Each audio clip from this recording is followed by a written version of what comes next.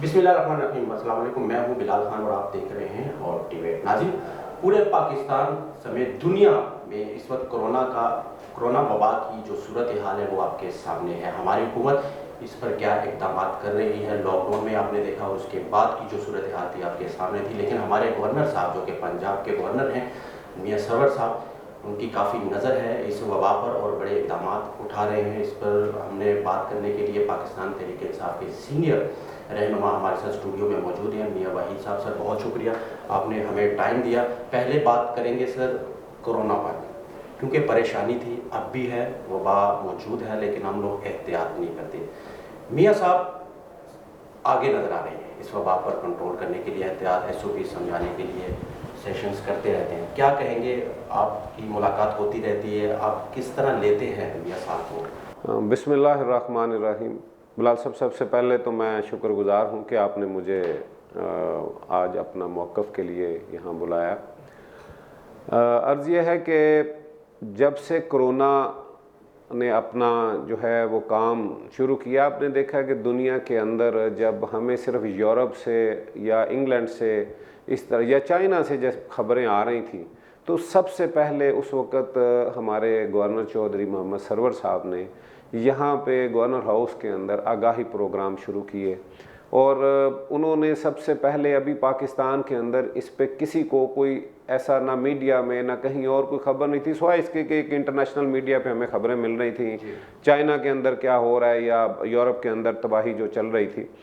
तो उस पर उन्होंने आगाही प्रोग्राम के लिए मुख्तलिफ़ यूनिवर्सिटीज़ को, मुख्तलिफ़ कॉलेजेस को और फिर तंजीमों को, जो फलाई तंजीमें हैं, ताजर तंजीमें हैं, सियासी लोग हैं, वहाँ पे हर तबका फ़िक्र के लोगों को, इवन उलमाए कराम को बुला के वहाँ पे आगाही प्रोग्राम शुरू किए। उसके बाद उन्होंने एक बहुत बड़ा, जो पाकिस्तान के अंदर शायद पहली मरतबा ऐसा हुआ कि उन्होंने टेली मेडिसिन सेंटर्स का क़याम जो है, उसमें यूनिवर्सिटीज़ के जो प्रोफेसर साहबान हैं, जो मेडिकल यूनिवर्सिटीज़ के डॉक्टर हैं, उनको बुला के उनके साथ बैठ के इस पे उन्होंने एक यूनिवर्सिटीज़ के अंदर, मेडिकल यूनिवर्सिटीज़ के अंदर एक हेल्पलाइन जो है टेली मेडिसिन सेंटर्स की, वो उसका क़याम किया और जिसका हमें बहुत फ़ायदा हुआ। और मैं समझता हूँ कि वो कोरोना के बहुत ज़्यादा उस फैलाव को रोकने में उसने बड़ी मदद दी, क्योंकि वो जो लोग बीमार थे, जिनको कोरोना तो नहीं था लेकिन वो डरे हुए थे या उनको कोई और बीमारी थी, वो हॉस्पिटल जाने की बजाय उन्होंने कॉल्स की, वहाँ पे फ़ोन पे उन्होंने, बजाय इसके कि वो सेल्फ मेडिकेशन का कुछ करते, वो उन्होंने डॉक्टर से मशवरे के साथ उन्होंने मेडिसिन ली और इस काम को बहुत सराहा गया। और इसके बाद उन्होंने यहाँ पे रुके नहीं, उन्होंने ये काम किया कि वो चूँकि समझते थे कि यहाँ हमारा जो पंजाब है, यहाँ पे हमारा मज़दूर जो है, उसके साथ जब हम लॉकडाउन की तरफ जाएंगे तो हमारा दिहाड़ीदार क्या करेगा, हमारा डेली वेजर क्या करेगा, हमारा रेडी वाला कहाँ जाएगा, हमारा रिक्शे वाला किधर जाएगा। तो उन्होंने इसके ऊपर एक, यहाँ पे जितनी भी रफ़ाई तंजीमें हैं उनके साथ मिल के और अपनी उन्होंने जो सरवर फाउंडेशन है उसके साथ मिल के इल्हाक करके उन्होंने 2 लाख, फिर 7 लाख का, फिर 10 लाख का टारगेट, फिर 13-14 लाख से ऊपर जो है ना, उन्होंने लोगों को, जो ख़ानदान है, उनके घरों में राशन का जो है ना वो बंदोबस्त करके पहुंचाया। और ख़ास तौर पे हम लोग खुशकिस्मत हैं N123 के लोग, जहां पे उन्होंने 20,000 से ज़ायद हमें ख़ानदानों के लिए राशन जो है ना वो हमारे हाथों जो है ना यहाँ पे तकसीम हुआ और हमने वो वार्ड लेवल पे और हमने उसको यूनियन काउंसिल लेवल पे उसको तकसीम किया है। और बिलाल साहब, इसमें एक और अहम बात जो बहुत ज़रूरी है, जो करने वाली है, देखें, ये वबा एक ऐसी वबा थी कि जिसने पूरी दुनिया को लपेट में लिया है। इसमें किसी एक इलाके में हो, जैसे सैलाब आता है, यहाँ पे आपने देखा कि शाहदरा में सैलाब आ गया तो पूरा लाहौर जो है या बाकी शहरों से लोग हमारी मदद को आ गए। इस तरह अगर किसी मुल्क के अंदर कोई ज़लज़ला आया तो बाकी मुल्कों से, बाकी शहरों से, दूसरे शहरों से लोग उसकी मदद के लिए चले गए। लेकिन ये चूँकि वबा ने पूरी दुनिया को घेर रखा था, तो इसके अंदर जो है ना पूरा पाकिस्तान हमारा जो है ना वो, उसमें जिस तरह से हम लोग फंसे हुए थे, ये जंगी हालत थी। इस जंगी हालत के अंदर मैं समझता हूँ कि सिवाय PTI के। अच्छा मियां साहब, मैं ये कहूँगा, कदर कलामी माफ, मैं ये कहूँगा कि हुकूमत तो इक़दाम उठा रही है जी, लेकिन खान साहब ने पहले लॉकडाउन लगाया, उसके बाद स्मार्ट लॉकडाउन की तरफ आए। क्या आपको लगता है कि कोरोना को लेकर सियासत हो रही है अपोजिशन की तरफ से? अपोजिशन कुछ और कहती है, अपोजिशन कहती है कि सख्त लॉकडाउन किया जाए, मामला खराब हो जाएंगे क्योंकि अभी पीक टाइम है कोरोना का, लेकिन खान साहब कहते हैं कि स्मार्ट लॉकडाउन ही है। अपोजिशन को कौन सी तस्वीर नजर आ रही है इस वक्त? मैं क्यों इस तरह सख्त बातें करते हैं? मैं जो आप बात कर रहा था वो यहीं पे बात थी कि देखें, इस कोरोना के अंदर आपको फील्ड में कहीं भी अपोजिशन नज़र नहीं। हालांकि ये बीमारी जब जंग या ऐसे तो मुत्तफिक होना चाहिए। हाँ, ये जब ऐसे हालात होते हैं तो देखें, ये कोरोना ने ना तो देखना है कि ये कोई अपोजिशन लीडर है, ना देखना है कि ये हुकूमती नुमाइंदा है, ना उन्होंने वो इस वक्त हमारे जो वोटर है, हमारा आम आदमी है, हमारा पाकिस्तानी है, हमारा जो शहरी है, वो सब के लिए एक जैसा है। वो चाहे हुकूमती नुमाइंदे हैं, चाहे वो अपोजिशन है, यहाँ हमें मिल के काम करना चाहिए था। लेकिन आपने देखा कि फील्ड के अंदर हमारे जो वार्ड लेवल से लेके गवर्नर साहब तक और वज़ीर आला और फिर वज़ीर आज़म तक आपको फील्ड के अंदर सिवाय पीटीआई के या गवर्नमेंट के कोई आपको नज़र नहीं आया। इस पर सियासत उन्होंने की है। और जहाँ पे आपने लॉकडाउन की बात की तो देखें, लॉकडाउन मैं ये बिल्कुल आपसे इस बात पे अपोजिशन से भी इतफाक करता हूँ इस बात पे कि अगर हम एक डॉक्टर की नज़र से देखें ना, एक डॉक्टर की नज़र से देखेंगे तो ये लॉकडाउन बिल्कुल होना चाहिए, सख्त होना चाहिए। लेकिन मैं उसी बात पे आ रहा हूँ, मैं उसी बात पे आ रहा हूँ। देखें, लेकिन जिन्होंने इस पूरे निज़ाम को चलाना है, जिन्होंने मैशत को भी देखना है, क्योंकि ये देखें, दो तरह के जब ख़तरात होते हैं ना, तो उसमें आपने किसी एक ऑप्शन की तरफ जाना होता है। ये ख़तरा हमें खाली इसका नहीं था कि बीमारी का, हमें ख़तरा साथ में भूख का भी था, हमारा मसला मैशत भी था। तो हमारे जो कप्तान का, हमारे वज़ीर आज़म का जो विजन था, मैं समझता हूँ कि उन्होंने जो किया वो बिल्कुल दुरुस्त किया। और लॉकडाउन में देखें, जिस दुनिया के अंदर जिन्होंने बहुत सख्त लॉकडाउन किया है, क्या वहाँ पे मौत नहीं हुई? बल्कि आप देखें, हम तो एक मौत पे भी हमें उतनी तकलीफ़ है, एक हमारा शहरी अगर उस पे मरता है इससे तो उसकी हलाकत होती है, वो फौत होता है, तो हम उसके लिए बहुत तकलीफ़ हमें होती है। लेकिन अल्लाह का शुक्र है, हम जितना शुक्र अदा करें उतना कम है कि हमारे साथ वो हालात नहीं रहे जो दुनिया के साथ हुआ है। आपके सामने है कि दुनिया के अंदर सख्त से सख्त लॉकडाउन हुए। अगर तो उस लॉकडाउन से वहाँ पे अमवात नहीं हुई तो फिर तो हमें इसका जो है ना बताया जाए। लेकिन तो कोई शक नहीं, क्योंकि आप दुनिया को उठा के देख लें, अमेरिका सबसे आगे है इस वक्त। चाइना की जो सूरत हाल थी, बड़ी मुश्किल से निकला वो, इस वबा से जान छुड़ाई उन लोगों ने। लेकिन मैं ये कहूँगा कि जब मुल्क पर ऐसी सूरत हाल भारती है, कोई वबा आ जाए, कोई सानिया हो जाए, तो फिर तो अपोजिशन और हुकूमती एहलकारों को इकट्ठा होना चाहिए, ना कि आप एक दूसरे को क्रिटिसाइज करें, आगे बढ़ के ही हमें ये काम करना चाहिए। तो ऐसा क्यों नहीं नजर आता हमें? बिलाल साहब, ये देखेंगे, जब भी इस पे एक आपको याद होगा कि इस पे एक इजलास बुलाया गया, जब ये इजलास वहाँ बुलाया गया तो वहाँ पे सिवाय नैब के, वहाँ पे अपनी गिरफ्तारियों के, वहाँ पे अपनी ज़मानतों के, वहाँ पे अपने रोनों के अलावा अपोजिशन ने कोई काम नहीं किया।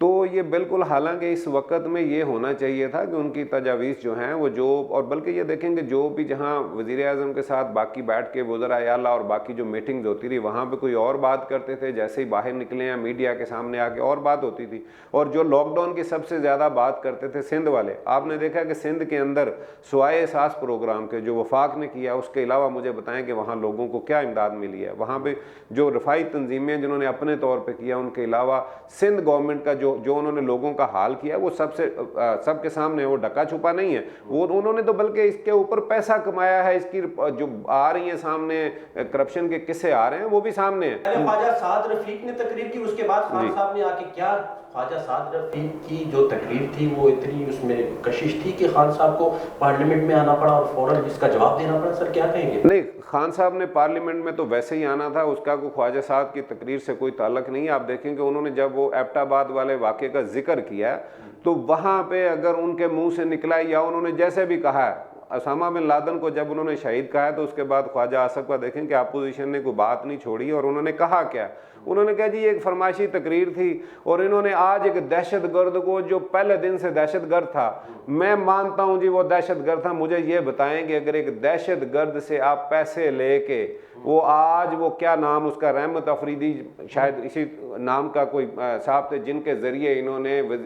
मियाँ नवाज शरीफ साहब ने जिनसे पैसे लिए, उसामा बिन लादेन ने जब इनको पैसे दिए एक मुंतखब हुकूमत को, एक मुंतखब वज़ीर आज़म को गिराने के लिए, उसकी हुकूमत को ख़त्म करने के लिए पैसे लेके उन्होंने ये हुकूमत को गिराया, तो मुझे ये बताएं कि दहशतगर्द से पैसे जो ले रहा है वो क्या है, उसका मुझे बताएं। और उसके बाद वो पीपल्स पार्टी जो उसका साथ दे रही है, मुझे बताएं कि एक पाकिस्तान के अंदर एबटाबाद के अंदर एक दूसरे मुल्क की फ़ौज आके, उनके सिपाही आके यहाँ किसी बंदे को मार देते हैं, तो वो मुझे बताएं कि ये हमारी खुद मुख्तारी पे हमला है कि नहीं है। इसके ऊपर यूसुफ रज़ा गिलानी हमारे वज़ीर आज़म ने मुबारकबादें दी हैं उनको। जब मुबारकबाद दी तो पता चला 2 दिन के बाद ओहो ये तो दुनिया, इसके ऊपर पूरी दुनिया के प्रेस ने बात उठाई है कि जनाब ये कैसे लोग हैं, ये हाँ ये कैसे लोग हैं कि जिनको ये नहीं पता कि ये, फिर उनको पता चला हो ये तो हमारी खुद मुख्तारी पे हमला, तो फिर उन्होंने उसके ऊपर अपना मौक़िफ़ बदला। यहाँ पे मियां साहब कतई कलामी माफ मैं ये कहूँगा कि मौका दिया गया है, फिर आपकी पार्टी की जानिब से जो कारकर्दगी थी वो भी आपके सामने है। आपके अपने ही रहनुमा फ्लोर पर आकर चिल्ला रहे हैं, पार्टी के खिलाफ बात कर रहे हैं, जैसे कि जो साबिक हमारे वजीर तलाक थे उनकी आप बातें सुन रहे, एक इंटरव्यू में उन्होंने कहा कि हमारे तो हाथ बंधे हुए सर। तो जब मैं ये कह सकता हूँ कि मौका दिया जा रहा है अपनी आपकी पार्टी की तरफ, मैं इस पे बात करूँ कि ये देखें, ये आपको बड़े सालों के बाद आपको एक ऐसी पार्टी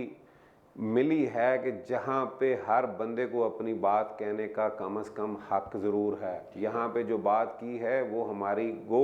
हमारी बातें मीडिया में नहीं होनी चाहिए थी। वो बात टाइमिंग की बात कर रहा हूं, मौके की बात मैं आपको ये बताऊं कि कोरोना एक तरफ कोरोना चल रहा है, दूसरी तरफ हुकूमत पर प्रेशर है, तो इस हवाले से ये क्या उनकी ये आपके रहनुमा की ये बात करना मुनासिब थी? मैं समझता हूँ कि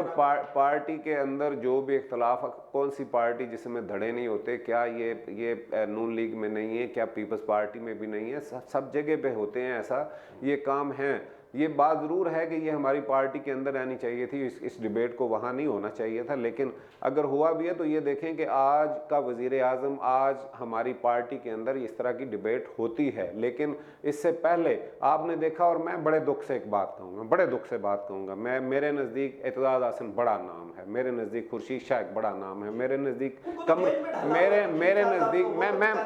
मैं बताता हूँ, मैं सियासत में बात कर रहा हूँ, मैं कमरुज़्ज़मा कारा को, मैं इतने बड़े पीपल्स पार्टी के सीनियर नाम है, मुझे ये कौन सी जमहूरियत है बताएं कि कल के बच्चे के सामने पीछे हाथ बांध के वो खड़े हों। ये आपको पीटीआई ने ये ज़रूर कहा है, वो फवाद चौधरी कहें, वो असद उमर कहें, वो कोई भी बात करें, तो ये खुर्शीद शाह साहब की याद तो नहीं आ रही? नहीं, मुझे मैं असल में देखें उनके अच्छे या बुरे होने की बात नहीं कर रहा, मैं ये बात कर रहा हूँ कि देखें इतने बड़े नाम पीपल्स पार्टी के अंदर जो हमारे वो चेयरमैन रहे हैं सेनेट के, रज़ा रबानी, अब क्या देखें कहाँ रज़ा रबानी, कहाँ एतजाज़ हसन और बिलावल, ये जमहूरियत है। लगता है कि आपके लीडर इमरान खान साहब जो कि वज़ीर आज़म है पाकिस्तान के, क्या कोरोना से ज़्यादा उनके ऊपर पेट्रोल की कीमतें बढ़ने का प्रेशर है? उसके बाद जो अपोजिशन ने प्रेशर डालना शुरू किया है ये 2-3 दिन में, तो क्या कहेंगे आप, कोरोना से ज़्यादा वो खान साहब ये प्रेशर ले रहे हैं? बताइए आप। खान साहब को सारा पाकिस्तान और दुनिया जानती है कि वो प्रेशर जो है ना, वो स्पोर्ट्समैन है, तो इंशाल्लाह मुझे उम्मीद है कि ये सारा कुछ जो है ना, ये अपोजिशन, ये 5 साल ऐसे बातें होती रहेंगी इंशाल्लाह। अभी 2 साल आप देखें कि ये बिगड़ा हुआ 72 साल का निज़ाम जो है ना, वो 2 साल में बीमारी जो है ना, कोई कैंसर या जब इस तरह का बड़ा मर्ज़ होता है तो उसका इलाज दिनों में महीनों में नहीं होता। हमारी कौम का मसला यही है कि हमें इतने सालों से जो ये सारा हम पे जो इस मुल्क के ऊपर इतना बोझ डाला गया है, जो इस मुल्क के साथ खेल खेला गया है, यहाँ पे आप देखें कि बदकिस्मती तो हमारी ये है कि यहाँ तो कई किस्म के तालीम के निज़ाम हैं, कई किस्म के मामले हैं, अलग अलग बोलियां बोल रहे हैं सब, यहाँ पे इसको इकट्ठा करके आज यहाँ पे रिफॉर्म्स जो है ना वो लाने के लिए। लेकिन आप जब ये बात करते हैं कि 2 साल में किया क्या है, तो 2 साल में देखें हमारे पास अक्सरियत नहीं है आपके सामने। हम अपनी कैपेसिटी के अंदर जो खान साहब कर रहे हैं वो छोटा काम नहीं है, और इंशाल्लाह हम ये सारा जो है ना इस बहरानों से इंशाल्लाह पाकिस्तान को, या पाकिस्तान की उम्मीद है, आज के नौजवान की, आज की यूथ की जो उम्मीद है वो इमरान खान से लगी हुई है, और इंशाल्लाह पीटीआई जो है ना वो इस पूरे बहरानों से पाकिस्तान को निकालेगी। अच्छा, बजट तो थोड़ा सा लेते हैं, क्या वोट मिल जाएगा अपोजिशन की तरफ से? इंशाल्लाह हमारी जो है ना वो पूरी जो है ना इस पे है, और कोई भी ऐसा नहीं होगा, हमारी सारी की सारी जो हमारे एक आध इत्तेहादी छोड़ के, लेकिन हमारे पास वो अददी आप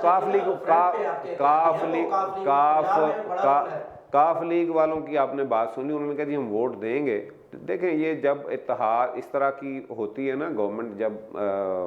कोलिशन गवर्नमेंट होती है तो उसमें ये गुस्से नाराज़गियाँ ये मामलात चलते रहते हैं, लेकिन इंशाल्लाह वो हमारे साथी हैं, हमारे लिए बड़े काबिल कदर हैं, और उनका फिर देखेंगे चौधरी शुजात साहब और परवेज़ इलाही साहब का बहुत एक्सपीरियंस है। इंशाल्लाह आप देखेंगे बजट पास होगा। और इस वक्त मैं आपको एक और बात बताऊँ कि बजट के लिए इस वक्त किसी अपोजिशन को या किसी इत्तेहादी को ये कभी